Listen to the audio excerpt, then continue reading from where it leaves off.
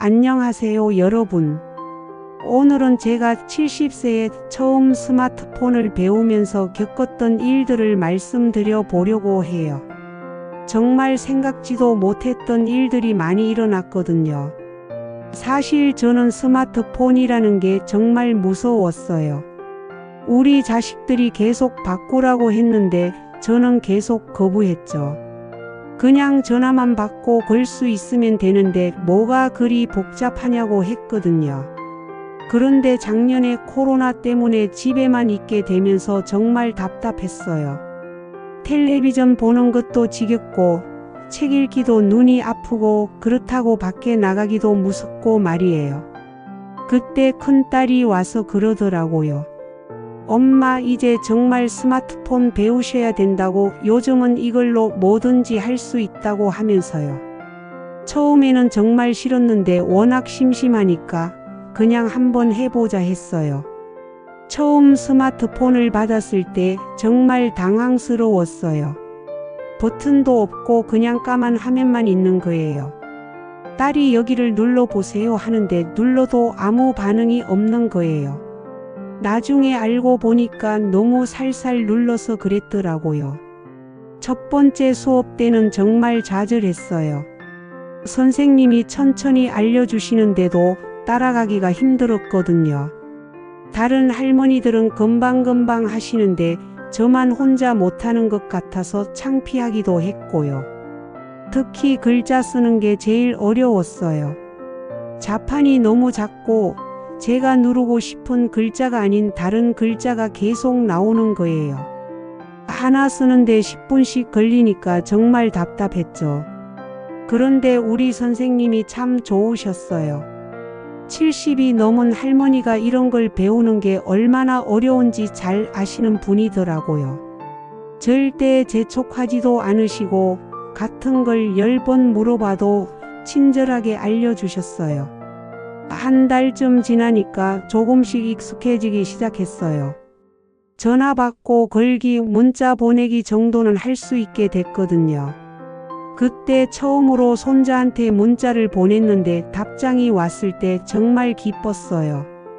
그 다음에 배운 게 사진 찍기였어요. 처음에는 왜 전화기로 사진을 찍냐고 생각했는데 막상 해보니까 정말 신기하더라고요. 찍은 사진이 바로 나오고 마음에 안 들면 지울 수도 있고 말이에요. 집 안 곳곳을 사진으로 찍어봤어요. 화분, 고양이 요리한 것들까지. 그러다가 선생님이 가족들한테 사진을 보내는 방법을 가르쳐 주셨는데 이게 정말 큰 변화였어요. 자식들이 저한테서 사진이 온다고 깜짝 놀라더라고요. 특히 둘째 딸은 엄마가 이런 걸 다 할 수 있게 됐다고 정말 신기했어요.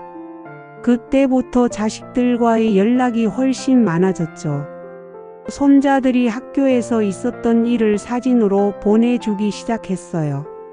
급식 먹는 모습도 보내고 친구들과 찍은 사진도 보내고요. 전에는 한 달에 한 번 통화할까 말까 했는데 이제는 거의 매일 연락을 주고받게 됐어요. 그 다음에 배운 게 인터넷이었어요. 이건 정말 신세계였죠. 궁금한 게 있으면 바로 찾아볼 수 있다는 게 너무 신기했어요. 요리법도 찾아보고 건강 정보도 찾아보고 날씨도 확인하고요. 특히 병원 예약하는 걸 배웠을 때는 정말 편했어요. 전에는 병원에 가려면 새벽부터 가서 줄을 서야 했는데 이제는 집에서 미리 예약할 수 있게 된 거예요. 이게 얼마나 편한지 몰라요. 그러던 중에 유튜브라는 걸 알게 됐어요. 처음에는 그냥 텔레비전 같은 거라고 생각했는데 보고 싶은 걸 골라서 볼 수 있다는 게 정말 좋더라고요. 트로트 공연도 보고 요리 프로그램도 보고요. 유튜브에서 운동하는 영상들을 보게 됐는데 이게 또 다른 변화를 가져왔어요. 집에서 혼자 할 수 있는 간단한 운동들을 배우게 된 거예요. 무릎에 좋은 운동, 어깨에 좋은 운동 이런 것들 말이에요. 매일 아침에 20분씩 따라해 봤는데 정말 몸이 한결 가벼워진 느낌이었어요. 전에는 계단 오르기도 힘들었는데 이제는 숨이 덜 찬다는 걸 느꼈거든요. 그러다가 우연히 같은 동네 할머니가 올린 영상을 보게 됐어요. 아, 이런 것도 있구나 싶어서 댓글을 달아봤죠. 그랬더니 그분이 댓글을 달아주시는 거예요. 그렇게 해서 인터넷으로 새로운 친구를 사귀게 됐어요. 나중에 실제로 만나서 차도 마시고 이야기도 나누게 됐는데 스마트폰이 아니었으면 평생 모르고 지났을 분이었죠. 같은 동네에 살면서도 만날 기회가 없었을 텐데 말이에요. 카카오톡이라는 것도 배우게 됐어요. 문자보다 더 편하다고 해서 시작했는데 정말 편하더라고요. 사진도 보낼 수 있고 음성 메시지도 보낼 수 있고 여러 명이 함께 이야기할 수도 있고요. 자식들과 단체 채팅방을 만들어서 가족 소식을 공유하게 됐어요. 누가 어디 가서 뭘 했다, 손자가 시험을 잘 봤다, 이런 소소한 일상들을 나누게 된 거죠. 예전보다 가족들과 훨씬 가까워진 느낌이에요. 은행 업무도 스마트폰으로 할 수 있다는 걸 알게 됐어요. 처음에는 무서워서 안 했는데 은행에서 직접 알려주시니까 해보게 됐죠. 잔고도 확인하고 이체도 하고 정말 편해졌어요. 쇼핑도 스마트폰으로 할 수 있다는 걸 배웠어요. 처음 온라인으로 주문할 때는 정말 떨렸는데 생각보다 어렵지 않더라고요. 무거운 쌀이나 물 같은 것들을 집까지 배달해 주니까 얼마나 편한지 몰라요. 코로나 시기에는 정말 도움이 많이 됐어요. 밖에 나가기 무서운데 필요한 건 다 집에서 주문할 수 있으니까요. 약국에서 약도 주문하고 마트에서 장도 보고 진짜 편리한 세상이 된 거죠. 네이버 지도라는 것도 신기했어요. 길을 헤맸을 때 이걸 켜고 따라가니까 정확하게 목적지에 도착하는 거예요. 전에는 길 물어보느라 고생했는데 이제는 혼자서도 처음 가는 곳을 찾아갈 수 있게 됐어요. 버스 시간도 미리 알 수 있고 지하철 노선도 찾을 수 있고 정말 없는 게 없더라고요. 서울에 있는 큰딸 집에 혼자 찾아갈 때도 이걸로 길 찾기를 했는데 한 번도 헤매지 않고 갔어요. 날씨 앱도 정말 유용해요. 내일 비가 온다는 걸 미리 알 수 있으니까 우산을 챙겨 나가게 되고 미세먼지가 나쁘다고 하면 외출을 자제하게 되고요. 건강 관리에도 도움이 많이 돼요. 음성 인식 기능을 알게 됐을 때는 정말 깜짝 놀랐어요. 말로 하면 글자가 쓰인다는 게 너무 신기했거든요. 손가락으로 자판 누르기 어려울 때 이걸 쓰면 훨씬 쉽게 문자를 보낼 수 있어요. 스마트폰 배우고 나서 제일 크게 달라진 건 자신감이에요.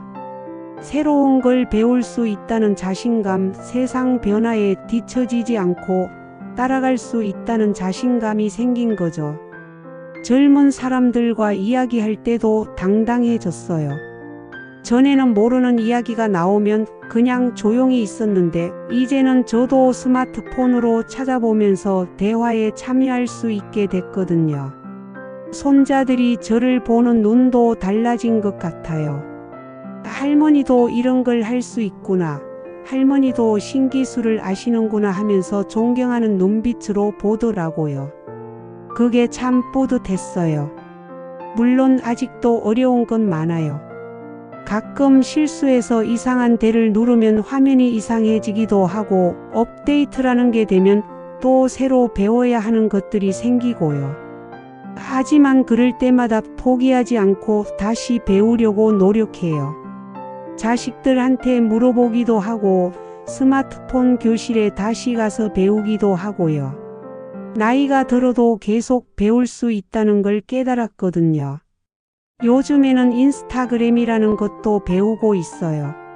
사진 올리고 다른 사람들 사진도 구경하는 건데 이것도 재미있더라고요. 제가 기른 화초 사진을 올렸는데 좋아요를 많이 받아서 기분이 좋았어요. 페이스북도 시작했는데 옛날 친구들을 다시 만날 수 있다는 게 정말 신기했어요.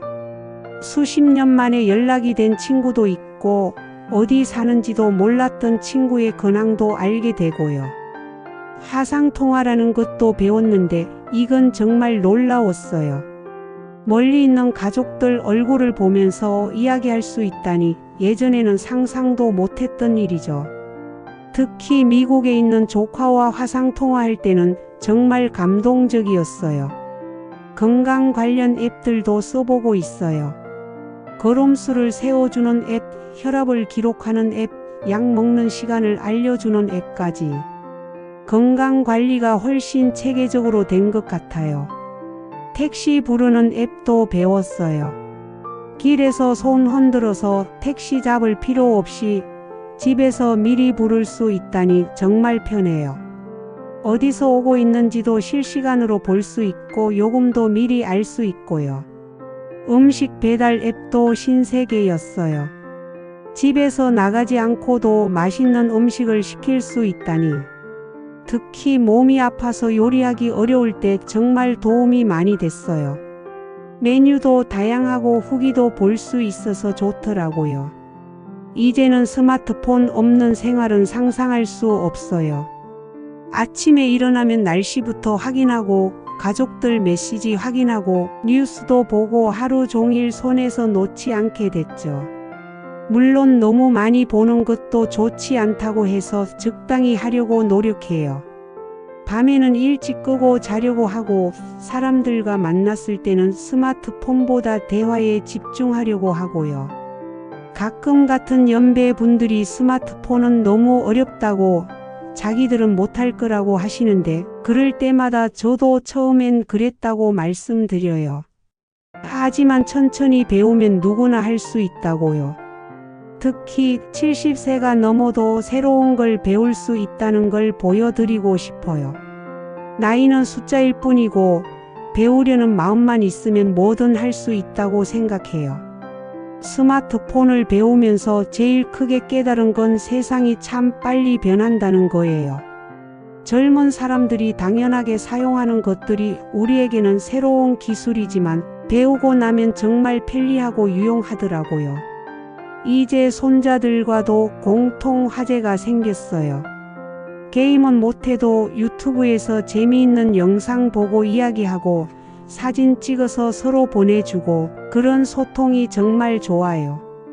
요즘에는 온라인 쇼핑몰에서 손자 선물도 직접 골라서 주문해요. 전에는 백화점에 가서 뭘 사야 할지 몰라서 헤맸는데 이제는 인터넷으로 후기도 보고 신중하게 선택할 수 있어요.